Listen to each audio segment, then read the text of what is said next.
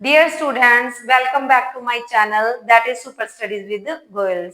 आज के इस सेशन में हम डिस्कस करेंगे important questions of 12th class which has been taken from Vistas book.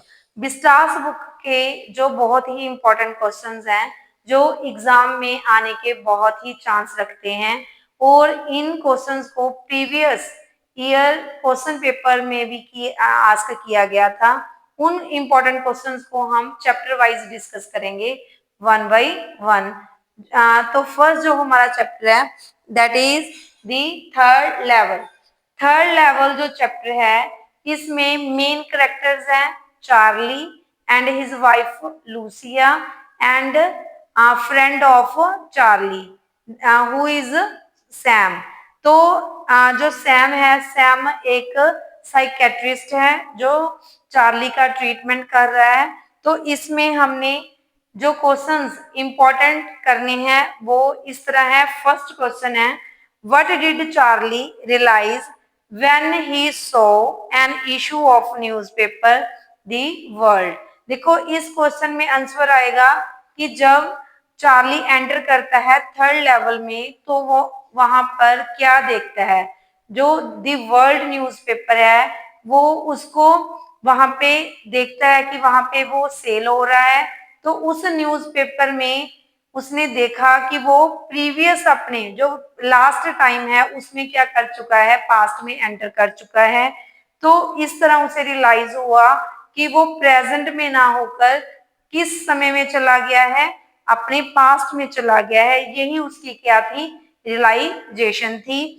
Next जो इंपॉर्टेंट क्वेश्चन है, what was the first day cover. First day cover क्या था? फर्स्ट डे कवर है इस चैप्टर में कि जो फर्स्ट स्लॉट निकलता है स्टैम्प्स का, तो उसको इनवेल्प में पोस्ट करके क्या किया जाता है, सेव कर लिया जाता है। तो चार्ली ने किस तरह फर्स्ट डे कवर रिसीव किया, अपनी जो उसकी कलेक्शन थी स्टैम्प्स की, तो उसमें इसका क्या आएगा, जिक्र आएगा। उसमें हम इसको डिटेल में डिस्कस करेंगे। नेक्स्ट क्वेश्चन है, how did Charlie the narrator describe the third level at Grand Central station. ये बहुत ही इंपॉर्टेंट क्वेश्चन है कि चार्ली ने किस तरह थर्ड लेवल को डिस्क्राइब किया है, कि किस तरह वहां पे जो रेलवे स्टेशन था वहां पे डिम लाइट्स जो लैंप्स थे वो लिट कर रहे थे, एंड ऑल्सो न्यूज़पेपर वर्ल्ड उसने देखा कि वहां पे सेल हो रहा है। क्लर्क की विंडो जहां पे उसने करेंसी नोट्स जो पास्ट करेंसी नोट से उसने उनको क्या किया, ऑब्जर्व किया। तो ये सब डिटेल हम इस क्वेश्चन के आंसर में क्या करेंगे, राइट करेंगे। Next question, what was the most shocking discovery made by Charlie when he was going through the first day covers of his grandfather's collection। देखो, जो मोस्ट शॉकिंग न्यूज थी, या हम ये भी कह सकते हैं कि उसको शौक कब लगता है कि जब वो अपनी ग्रैंडफादर की कलेक्शन जो स्टैम्प्स के साथ रिलेटेड थी उसको चेक कर रहा था। तो उसको शौक लगता है जब उसने एक लेटर रिसीव किया, जो उसको रिसीव हुआ है किससे, सैम से। जब उसको वो ओपन करता है तो उस लेटर में क्या लिखा हुआ है कि वो सैम है, वो कहाँ पे चला गया है, गेल्सबर्ग चला गया है, पास्ट में चला गया है। तो ये देखकर लेटर में कि सैम पास्ट में एंटर कर चुका है, कि थर्ड लेवल नाम का कोई जो प्लेस है एक्चुअल में एग्जिस्ट करता है। इसलिए ये शॉकिंग जो इंसिडेंट था, शॉकिंग न्यूज थी, बिल्कुल चार्ली के लिए। वो उस जो स्टैम्प कलेक्शन थी उसके ग्रैंडफादर की, वहां से उसको ये शॉकिंग न्यूज की है रिसीव होती है। तो ये इंपॉर्टेंट क्वेश्चन थे थर्ड लेवल के। एक इसका और हमारे पास इंपॉर्टेंट क्वेश्चन लॉन्ग बनता है कि how does Charlie prove that the modern world is proof of loneliness and isolation. Charlie और इससे एस्केप करना चाहता था। एस्केप मतलब जहां से क्या है, दूर जाना चाहता था। तभी तो वो किस प्लेस में एंटर करता है, थर्ड लेवल में एंटर करता है, जहां पे वो पास्ट में जाकर पीसफुल इन्वायरमेंट में पहुंचकर अपने अपनी लाइफ में जो पीस है, अपनी लोनलीनेस को खत्म करना चाहता था और पीस को अक्वायर करना चाहता था। तो ये हमारा लॉन्ग क्वेश्चन है जो बहुत ही इंपॉर्टेंट बनता है कि वो एस्केप क्यों करना चाहता है थर्ड लेवल में अपने पास्ट में। तो ये हो गए हमारे थर्ड लेवल चैप्टर के इंपॉर्टेंट क्वेश्चंस। नेक्स्ट है द टाइगर किंग। देखो टाइगर किंग जो हमारे पास चैप्टर है जे साकी का लिखा हुआ है और इसमें से इंपॉर्टेंट क्वेश्चन है स्टार्टिंग में जो बनता है, how does the tiger king acquire his name. जो टाइगर किंग था उसने अपना जो नेम था, जलानी जंग जंग बहादुर था एक्चुअल में उसका नेम, लेकिन उसका जो नेम था टाइगर किंग वो कैसे पड़ा। तो इसमें उसका नेम टाइगर किंग किस कारण पड़ा, इसका कारण था कि उसने 100 टाइगर को क्या करना था, किल करना था, हंट करना था और 99 टाइगर्स को वो इजिली क्या कर देता है, किल कर देता है। जब लास्ट टाइगर की बारी आती है तब तो 100th टाइगर उसको ही क्या कर देता है, मार देता है और अपना रिवेंज कंप्लीट करता है। इसलिए टाइगर किंग क्योंकि उसके पास जब उसका बर्थ होता है तो एक एस्ट्रोलॉजर प्रोफेसी करता है, प्रेडिक्शन करता है कि उसकी जो डेथ है वो होगी 100th टाइगर से होगी, तभी उसका नाम पड़ा टाइगर किंग। नेक्स्ट क्वेश्चन है why did the maharaja decide to get married. Maharaja ने मैरिज करने का फैसला क्यों किया। देखो टाइगर किंग है, पहले तो वो बोल रहा था कि मैंने जब तक मेरा मिशन कंप्लीट नहीं होगा, मिशन क्या था कि 100 टाइगर को उसने क्या करना है, हंट करना है और प्रेडिक्शन को रॉन्ग प्रूव करना है। लेकिन जब नियर अबाउट 70 तक पहुंचते पहुंचते उसके एरिया में टाइगर्स खत्म हो जाते हैं उसकी किंगडम में, तो वो डिसाइड करता है कि वो एक ऐसी प्रिंसेस से मैरिज करेगा जिसकी स्टेट में बहुत से टाइगर होंगे। तो इस पर्पज के लिए यानी कि मैरिज के पीछे भी उसका मेन जो पर्पज था हंटिंग ही था, किसकी, टाइगर्स की। तो इसका आंसर भी आपने इस तरह से लिखना है, the manner of his death was extra ordinary. How, देखो उसकी टाइगर किंग की जो डेथ का प्रोसेस था बिल्कुल एक एक्स्ट्रा ऑर्डिनरी था, अजीब था, गजब का था। वो कैसे, क्योंकि उसकी जो मौत है एक नेचुरल वे से ना होकर एक रियल टाइगर से, क्योंकि एस्ट्रोलॉजर ने प्रेडिक्शन की थी कि उसकी जो डेथ होगी 100th टाइगर के द्वारा होगी। तो 99 टाइगर्स को वो बड़ी बेरहमी के साथ क्या करता है, मार देता है, जो कि हंटिंग एक इवल मानी जाती है हमारी सोसाइटी में। तो वो बिना किसी डर के टाइगर्स को हंट करता है और लास्ट में 100th टाइगर उसको मार देता है। वो 100th टाइगर एक लिविंग बीइंग ना होकर वो क्या है, एक जस्ट लकड़ी का एक खिलौना है जो वो अपने बेटे के बर्थडे पर उसको क्या देता है, गिफ्ट प्रोवाइड करता है। तो इस तरह से उसकी मौत का जो लास्ट में टोटल कंप्लीट प्रोसेस होता है तभी उसको क्या बोला गया है, एक्स्ट्रा ऑर्डिनरी बोला गया है। How did the 100th tiger take his revenge. देखो इसमें क्वेश्चन में कंप्लीटली पूछा गया है कि 100th टाइगर को जब वो मारने के लिए जाता है लेकिन वो उसको नहीं मारता, 100 टाइगर उसको ही क्या कर देता है, मार देता है। वो कैसे, क्योंकि 100th जो टाइगर होता है वो लकड़ी का एक टॉय बन जाता है, बन नहीं जाता कि 100 टाइगर है जिसको वो मारने निकलता है उसको वो एक्चुअल में मार नहीं पाता, क्योंकि वो वहीं पर अनकॉन्शियस होकर गिर जाता है और उसके जो सिपाही हैं, उसका दीवान है, उसको क्या करते हैं, मारते हैं और उसको लगता है कि मैंने 100th टाइगर को क्या कर दिया, मार दिया। तो लास्ट में वो अपने बेटे के बर्थडे पर अपने बेटे को क्या प्रोवाइड करता है, गिफ्ट करता है, एक लकड़ी का टाइगर उसको गिफ्ट करता है और उसकी जो नेल है अपने बेटे के साथ खेलते हुए उसकी बॉडी में पिंच कर जाती है, स्टक हो जाती है, जिसके कारण इन्फेक्शन उसकी बॉडी में स्प्रेड हो जाती है, तो लास्ट में उसकी क्या हो जाती है, डेथ। इट मीन्स जो 100th टाइगर है उसने उसकी जो इवल एक्ट्स थे, उसके सिंस थे, उसका क्या लिया, वहां पे बदला लिया। तो इसलिए इसका जो क्वेश्चन बनता है, how did the 100th tiger take his revenge. और इसमें एक इंपॉर्टेंट क्वेश्चन और बनता है लास्ट, हाउ डिड, जहां हम ये भी कह सकते हैं, why did Tiger King present rings to britishers wife. Britishers की वाइफ को वो रिंग्स गिफ्ट क्यों करता है, क्योंकि जो ब्रिटिशर वहां पे ऑफिसर आता है, वहां पर वो हंट करना चाहता है, लेकिन उसने हंटिंग बैन की हुई है। वो ब्रिटिश जो ऑफिसर है उसको मना भी नहीं कर सकता, इसलिए वो उसकी वाइफ को गिफ्ट करता है, ताकि उसकी वाइफ खुश हो जाए। उसकी वाइफ खुश होगी तो ऑफिसर नेचुरली क्या होगा, खुश होगा। तो ये फंडा उसने वहां पे अडॉप्ट किया था, डायमंड की रिंग्स प्रेजेंट करने का। किसको, ब्रिटिश ऑफिसर जो वहां पे अपॉइंट हुआ था, उसकी वाइफ को गिफ्ट करते हुए उसने जो अपना मेन पर्पस था उसको क्या किया, सॉल्व किया। नेक्स्ट क्वेश्चन है, journey to the end of the earth. बहुत ही इंपॉर्टेंट चैप्टर है।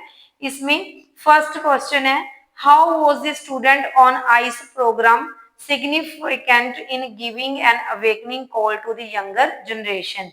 देखो, जो स्टूडेंट ऑन आइस प्रोग्राम है, यहाँ पे जो हमारे पास तिशानी दोषी है, वो अपने स्टूडेंट के साथ वो अंटार्कटिका पहुंचती है। और अंटार्कटिका में जो स्टूडेंट्स ऑन आइस का प्रोग्राम वहां पे उन्होंने फॉलो किया है, बच्चों को, स्टूडेंट्स को ये दिखाने के लिए कि ग्लोबल वार्मिंग का क्या इफेक्ट पड़ता है हमारे इन्वायरमेंट पर। तो यंगर जनरेशन फिर कुछ ना कुछ एफर्ट्स कर सकती हैं, किसको प्रोटेक्ट करने के लिए, टू प्रोटेक्ट अवर इन्वायरमेंट। तो ये अवेकनिंग का फंडा यही पड़ता है कि वो अवेयर करना चाहते हैं टू कमिंग जनरेशन। और वो जो जनरेशन है, यंगर जनरेशन है, वो हमारे इन्वायरमेंट के लिए, इस वर्ल्ड के लिए कुछ ना कुछ नया करेंगी। तो वो जब ये सभी कुछ देखेंगी अंटार्कटिका पर कि ग्लोबल वार्मिंग का किस तरह से इफेक्ट पड़ रहा है, आइसबर्ग्स मेल्ट हो रहे हैं, हमारी वेजिटेशन है वो खराब हो रही है, खत्म हो रही है। तो इसीलिए स्टूडेंट ऑन आइस का जो प्रोग्राम था उसे ऑर्गेनाइज किया गया। What was the aim of project students on ice. इसका मतलब भी सेम है कि एम कौन सा बनता है प्रोजेक्ट का, मेन एम यही है, to protect environment and making aware students about global warming and its affect on our environment. Next है, why was Tishani Doshi filled with relief and wonder when he set foot on Antarctica continent. Tishani Doshi बड़ी ही obstacles को, problems को face करते हुए land करता है Antarctica पे। जब अंटार्कटिका पर वो पहुंचता है तो वहां पे बिल्कुल वो वंडर से फिल हो जाता है। क्यों, क्योंकि वो उसे एक पिंग पोंग बॉल की तरह लग रहा है। हर तरफ क्या है, वाइटनेस है, तो वो उसे एक प्योरिटी का क्या लग रही है, सिंबल लग रही है। तो इस तरह का कुछ व्यू यहाँ पे आपने क्या करना है, प्रेजेंट करना है। What are phytoplanktons, how are they important in our ecosystem. ये एक पौधा है जो क्या है, पानी में एक वीड्स की तरह क्या है, स्प्रेड होता जाता है। तो इसकी इंपॉर्टेंस चैप्टर में डिस्कस की गई है कि किस तरह ये इन्वायरमेंट की कार्बन डाइऑक्साइड को क्या करता जाता है, ऑब्जर्व करता जाता है, और इन्वायरमेंट को प्रोटेक्ट करने का क्या करता है, काम करता है। तो इस क्वेश्चन में इसका आंसर आप ये लिखेंगे, how did the Antarctica amaze the writer when he first so it. आपने इसका जो क्वेश्चन है ये थोड़ा सा घूम के यहाँ पे लिखा हुआ है। आपने इसका आंसर यहाँ पे क्या लिखोगे कि जो तिशानी दोषी है, जब फर्स्ट टाइम अंटार्कटिका पर वो एंटर करता है, वहां पे अपना पैर रखता है, तो उसको किस तरह की फीलिंग्स उसको फील होती हैं। ही फील्ड विद अमेजमेंट, कैसे, जब उसने वहां का व्यू देखा, with totally pure whiteness. Whiteness वहां पे क्या है, स्नो है, और बिल्कुल वहां पे शांति है, कोई बिलबोर्ड्स नहीं है, कुछ भी नहीं है, हल्की फुल्की वहां पे वेजिटेशन है। तो बहुत ही पीसफुल इन्वायरमेंट है, विदाउट एनी वहां पे लाउडनेस, एनी नॉइज। तो इस तरह का जो इन्वायरमेंट है जो राइटर है उस तिशानी दोषी को टेम्प्ट करता है। नेक्स्ट क्वेश्चन है इसमें से दी एनमी। देखो यहाँ पे एक क्वेश्चन और इंपॉर्टेंट बनता है journey to the end of the earth में से। वहां पे जो जर्नी है, how did Tishani Doshi compare his journey to Antarctica with epiphanies. Epiphanies एक जर्नी थी जो हमारे पास हम कह सकते हैं कि जो डिवोटीज थे किसके, लॉर्ड जीसस के, गॉड जीसस के। तो जब उसका बर्थ होता है गॉड जीसस का, उसको ढूंढने के लिए, उसको गिफ्ट प्रोवाइड करने के लिए वो एक जर्नी अपनी क्या करते हैं, अंडरटेक करते हैं। तब रास्ते में वो क्या कुछ फेस करते हैं, वो उस एपिफेनी, उसको क्या बोलते हैं, एपिफेनीज बोला गया है कि एक journey when undertook by a person, the traveller, to reach a particular place. उसी तरह से तिशानी दोषी ने भी एक जर्नी स्टार्ट की, कहां पर पहुंचने के लिए, अंटार्कटिका पर पहुंचने के लिए, जिसके बारे में उसको बिल्कुल भी पहले से नॉलेज नहीं थी। इसलिए वहां पे एपिफेनी कहा गया है उसकी जर्नी को। तो वहां पे आपने ये क्वेश्चन भी इंपॉर्टेंट देखना है। नेक्स्ट चैप्टर है दी एनिमी। इसमें से जो इंपॉर्टेंट चैप्टर हमारे दो करेक्टर हैं, डॉक्टर सदाओ एंड उसकी जो वाइफ है हाना। तो डॉक्टर सदाओ, इसमें से जो मेन क्वेश्चन बनता है, मेन एक ही क्वेश्चन बनता है, how did doctor Sadao plan the American prisoner escape. Doctor सदाओ ने किस तरह से प्लान किया कि वो जो अमेरिकन प्रिजनर की उसने जान बचाई है, जो एक अमेरिका जो एक कंट्री अमेरिका है उसको बिलोंग करता है, लेकिन डॉक्टर सदाओ जापान से है, दोनों की आपस में बहुत दुश्मनी है। इसलिए डॉक्टर सदाओ उसको क्या करना चाहता है, सेफली वहां से निकालना चाहता है, ताकि जो जर्नल है उसको अमेरिकन प्रिजनर के बारे में कुछ ना पता लगे। तो अमेरिकन जो प्रिजनर है उसको किस तरह से वो एस्केप करता है, उसके लिए एक बोट अरेंज करता है, उसमें से उसको वो खाने की चीजें वहां पर क्या करता है, प्रोवाइड करता है। तो इस तरह से जो डॉक्टर सदाओ है वो नंबर ऑफ कॉमोडिटीज उसको प्रोवाइड करते हुए रात के अंधेरे में सेफली उसको बोट में से क्या करता है, वहां से एस्केप करने में उसकी हेल्प करता है। तो इसका आंसर आप ये लिखेंगे। नेक्स्ट है, why did Hana wash the wounded soldier herself. Hana जो उसकी वाइफ थी, अपने हस्बैंड जो डॉक्टर सदाओ है उसकी कैसे हेल्प हेल्प करती है ट्रीट करने में, और क्यों करती है, क्यों, क्योंकि सभी जो उसके घर एम्प्लॉइज थे, सर्वेंट्स थे, उन्होंने डॉक्टर सदाओ की मदद करने से मना कर दिया था, because he was treating an American soldier and there is a great revenge between Japan and also America. So Hana को खुद ही हेल्प करनी पड़ी किसकी, डॉक्टर सदाओ की, उस सोल्जर का ट्रीटमेंट करने के लिए। नेक्स्ट क्वेश्चन है, why did the journal not order immediate arrest of doctor सदाओ।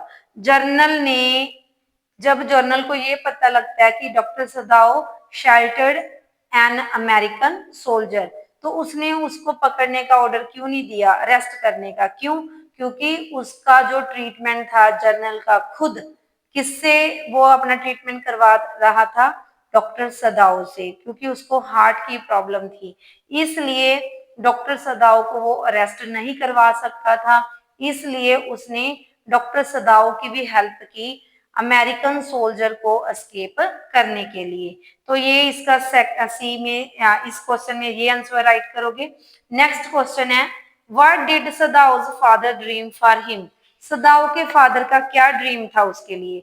सदाओ के जो फादर थे, besides his hate for America, Sadao के जो फादर थे अमेरिका को बहुत नफरत करते थे, लेकिन वो अपने बेटे को उसके एक सक्सेसफुल करियर के लिए, लाइफ के लिए उसको अमेरिका भेजते हैं। क्यों? क्योंकि वो एक उसको डॉक्टर बनाना चाहते थे।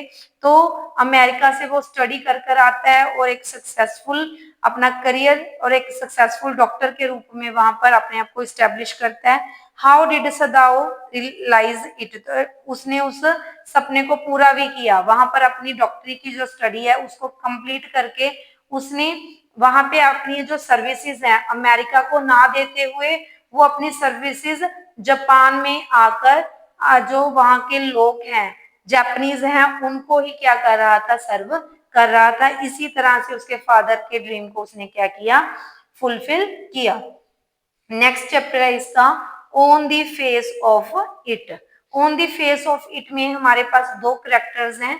इसमें एक करेक्टर है हमारे पास मिस्टर लैम और नेक्स्ट जो करेक्टर है उसको डेरिक भी बोलते हैं और डेरी भी बोलते हैं।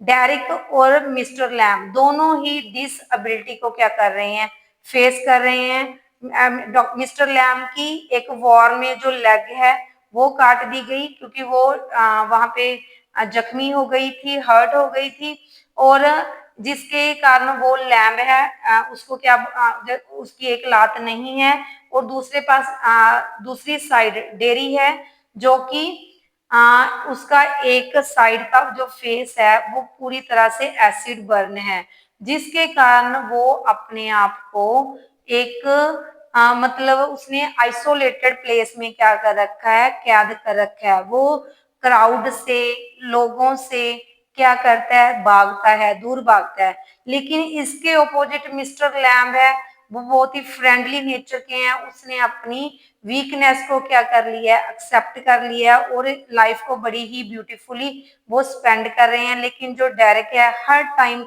डरा डरा सा रहता है।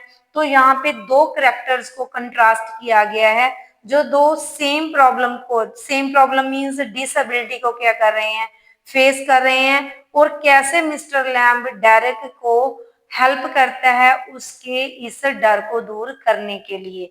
तो इस चैप्टर में इस चीज को क्या किया गया है, एक्सप्लेन किया गया है। तो इसमें से क्वेश्चन क्या बनते हैं, what did dairies mother think of mister lamb? Mister lamb के बारे में जो डेरी की मदर है वो क्या सोचती है? डेरी की मदर के जो व्यूज हैं मिस्टर लैम्ब के लिए वो अच्छे नहीं है। वो सोचती है कि वो डेरिक को, जो आप कह सकते हो डेरी को क्या कर रहा है, प्रवोक कर रहा है। किस पर्पज के लिए कि वो अपनी घर से अपनी मदर के अगेंस्ट क्या करे, रिवोल्ट करे, अपने सरकमस्टांसिस से क्या करे, बाहर आए। वो उन चीजों को पॉजिटिवली ना लेकर वो उनको क्या ले रही है, नेगेटिवली ले रही है, जिसका डेरी पर पॉजिटिव इफेक्ट पड़ रहा है। लेकिन डेरी की मदर को क्या लग रहा है कि नहीं, वो डेरी को क्या कर रहा है, स्पॉइल कर रहा है। कौन? Mister lamb. तभी तो वो मिस्टर लैम्ब के पास डेरी को जाने से क्या करती है, वहां पे स्टॉप करती है, रोकती है। नेक्स्ट क्वेश्चन है, what peculiar things does dairy notice about the old man lamb? Dairy ने क्या नोटिस किया ओल्ड मैन के बारे में? पेकुलियर मतलब खास चीजें उसने क्या नोटिस की? देखो, एक तो पॉजिटिविटी है, despite of his disability, his outlook for his life, वो लाइफ के प्रति क्या है, पॉजिटिव है और दूसरों के लिए वो हमेशा फ्रेंडली क्या रखता है, बिहेवियर क्या अडॉप्ट करता है। थर्डली, डेरी के लिए वो एक मसीहा बन के आया है जो उसकी सारी प्रॉब्लम्स उसको दूर करने में क्या कर रहा है, हेल्प कर रहा है। और उसकी जो डिसेबिलिटी का उसके पास एक फोबिया सा बना हुआ है उसको उसमें से बाहर निकलने में क्या कर रहा है, हेल्प कर रहा है। नेक्स्ट है C question, why does Derry stay away from people? इसमें रिपीट होगा कि डेरी लोगों से दूर क्यों भागता है? क्यों? क्योंकि वो सोचता है कि they are making fun of him, कि लोग उसका क्या बना रहे हैं, मजाक उड़ा रहे हैं। And they were speaking about his acid burned face and also Derry was believing to escape from crowd from people। उसने अपने आप को एक कमरे में क्या कर रखा है, कैद कर रखा है। यही इसका मेन क्या है, रीजन है। नेक्स्ट है, how does this chapter is an apt? Apt मतलब correct depiction of loneliness and sense of alienation experienced by people on the account of disability. ये टोटली क्वेश्चन है बन रहा है हमारे पास डेरी के पॉइंट ऑफ व्यू कि जो लोग हैं वो लोनलीनेस को किस तरह से अडॉप्ट कर लेते हैं, एलिनेशन दूसरों से अपने आप को कट कर लेते हैं जब उनके पास क्या आ जाती है, डिसेबिलिटी आ जाती है। डिसेबिलिटी किसी भी किस्म की हो सकती है। बॉडी हमारे पास फिजिकल, जैसे किसी की लात नहीं काम कर रही, किसी की जो हमारे आम है वो काम नहीं कर रही, तो उस डिसेबिलिटी को वो किस तरह से हैंडल करते हैं। मोस्टली जो लोग हैं वो क्या करते हैं, इस डिसेबिलिटी को अपना नेगेटिव पॉइंट बनाकर अपने आप को दूसरों से आइसोलेट कर लेते हैं। लेकिन मिस्टर लैम्ब एक पॉजिटिव आउटलुक प्रोवाइड करता है किसको, डेरी को, कि लाइफ को हमें नेगेटिव ना लेकर पॉजिटिव लेना चाहिए और हर एक नेगेटिव थिंग में से we should find positive attitude towards our life. Okay, और इस चैप्टर में से मेन लॉन्ग क्वेश्चन बनता है, compare the character of Derry and Mr Lamb about their way to lead their lives, कि वो अपनी लाइफ को लीड करते हैं किस तरह से। आपको कंपेयर करना है डेरी की आउटलुक से भी और मिस्टर लैम्ब की आउटलुक में से। तो इस तरह से इनको आप पॉजिटिव और नेगेटिव का कंपेयर करते हुए किस तरह मिस्टर लैम्ब टोटली चेंज करता है डेरी की लाइफ को, उसमें आप वहां पे डिस्क्राइब करोगे। लास्ट हमारा इस बुक में से चैप्टर बनता है मेमोरीज ऑफ चाइल्डहुड। इसमें से मेमोरीज ऑफ चाइल्डहुड में दो स्टोरीज हैं, एक जिटकाला शाह की, एक बामा की। दोनों ही स्टोरीज में जो डिस्क्रिमिनेशन है वो हमारे पास बताया गया है। Discrimination on the basis of creed, race and also class basis. इस चैप्टर में फर्स्ट जो हमारे पास क्वेश्चन बनता है, जिटकाला शाह जो हमारी फर्स्ट स्टोरी है उसमें से बनता है, why did Zitkala Sa try to prevent shingling of her hair. Shingling मतलब कटिंग। जिटकाला शाह एक मतलब ब्रिटिश स्कूल में पढ़ रही है वहां पे, और उसके बालों को उसकी जो वार्डन है वो क्या कर रही है, कटिंग के क्या, शिंगलिंग के क्या देती है, ऑर्डर देती है। लेकिन जिटकाला शाह सोचती है कि जो लॉन्ग हेयर है these are the culture of their lives, life का वो उनके पार्ट है, उनके कल्चर का क्या है, पार्ट है, जो उसकी मदर ने उसको सिखाया है। इसलिए जिटकाला शाह अपने हेयर को कट नहीं करना चाहती और वो छुप जाती है ऊपर रूम में जाकर, लेकिन उसको ड्रैग कर खींच कर लाया जाता है और जबरदस्ती उसके बालों को कट कर दिया जाता है। नेक्स्ट है, व्हाट डिड जुडविन टेल जिटकाला शाह। जुडविन कौन थी, ये बहुत ही माइनर सा करेक्टर है जुडविन इस स्टोरी में, जो एक फ्रेंड बनती है न्यू स्कूल में जिटकाला शाह के, और वो बता रही है जिटकाला शाह को कि उसके हेयर को कट करने की बातों को सुना गया है उसके द्वारा जब वार्डन बात कर रही थी। तो ये बात जिटकाला शाह को बताई जा रही है। How did she react to it, और वो कैसे रिएक्ट करती है। She was totally shocked after listening that thing because she loved her hair and she didn't want to cut these. तो ये उसकी रिएक्शन थी।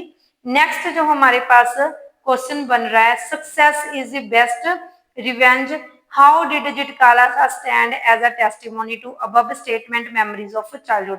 ये question success is the best revenge, ये दोनों ही स्टोरी पर टिकता है, बेस्ट जिटकाला शाह की स्टोरी पर भी और जो बामा है हमारे पास उसकी स्टोरी पर भी, कि जो सक्सेस है हमारी लाइफ में, अगर एक सक्सेसफुल पर्सन है तो उसकी जो सोसाइटी में क्या प्लेस है, उसका जो रुतबा है वो सब कुछ छुपा देता है। किस चीज को, कि उसकी कास्ट कौन सी है, उसकी रेस कौन सी है, वो किस मतलब क्रीड को क्या करता है, बिलोंग करता है। क्यों, क्योंकि जो सक्सेस है, एजुकेशन है, वो एक जरिया है टू प्रूव सक्सेसफुल या to become a part of this society. तो जिटकाला शाह और बामा जो कि बहुत ही एक छोटी क्लास को बिलोंग करती थी और दोनों ने अपनी सक्सेस से एक मतलब प्रोफोलिक क्या बनती हैं, वो राइटर्स बनती हैं। दोनों ने प्रूव कर दिया कि सक्सेस ही एक जरिया है, एजुकेशन ही हमारे पास एक टूल है किस पॉइंट को रॉन्ग प्रूव करने का, सोसाइटी की इवल्स को रॉन्ग प्रूव करने का। तो ये हमारे पास लॉन्ग क्वेश्चन भी बनता है कि जिटकाला शाह और बामा ने किस तरह से डिस्क्रिमिनेशन को प्रूव करते हुए, डिस्क्रिमिनेशन को एक्सेप्ट ना करते हुए अपनी एक प्लेस बनाई है किसमें, सोसाइटी में। तो ये क्वेश्चन वहां पे भी क्या होएगा, इंप्लीमेंट होएगा। नेक्स्ट क्वेश्चन क्या बन रहा है, why was Bama late while returning from school. Bama जब छोटी थी ना अपने चाइल्डहुड टाइम में, तो जब स्कूल से वापस वहां पैदल चलती थी अपने फ्रेंड्स के साथ, तो उसको घर में पहुंचते हुए काफी टाइम लगता था। क्यों? क्योंकि she involved all the things in surrounding, ठीक है, which came in the path towards to her home. जो उसके रास्ते में आती थी वो सारी चीजों में क्या हो जाती थी, इन्वॉल्व हो जाती थी। तो बामा इन, जैसे वो कोई शो देख रही है, कोई वहां पे जगलिंग का क्या शो चल रहा है, कोई ट्रिक्स दिखा रहा है, कोई मैजिक शो चल रहा है, वहां पे स्वीट्स शॉप है, वहां पर स्वीट्स सेल हो रही हैं। तो हर एक चीज, स्नेक चार्मर उसको अट्रैक्ट करता, हर एक चीज उसको अट्रैक्ट करती थी। तो सभी अट्रैक्शंस की तरफ टेम्प्ट होते हुए she was compelled to stop in her passage. Okay, next question है, ये सेम ही है long question. What kind of discrimination did Bama and Zitkala Sa experience, discrimination on the basis of colour and also race. तो ये discrimination ये long बनेगा। How did they respond to their respective situation, जो situations उन्होंने face की उनको वो कैसे रिटर्न में उनका जवाब देती है। तो वो आएगा कि वो सक्सेसफुली अपनी एक प्लेस को अक्वायर करती हैं सोसाइटी में। तो लोग उनके नाम को अच्छी तरह से पहचानते हैं, despite of their creed, race and class. तो उन सभी को इग्नोर करते हुए उनको एक प्रॉपर सक्सेसफुल प्लेस मिलती है इस सोसाइटी में। इस चैप्टर में एक बामा का भी उसका ब्रदर है जिसको क्या बोला जाता है, अन्ना। तो अन्ना जो उसका ब्रदर है उसके रिगार्डिंग क्वेश्चन बनता है।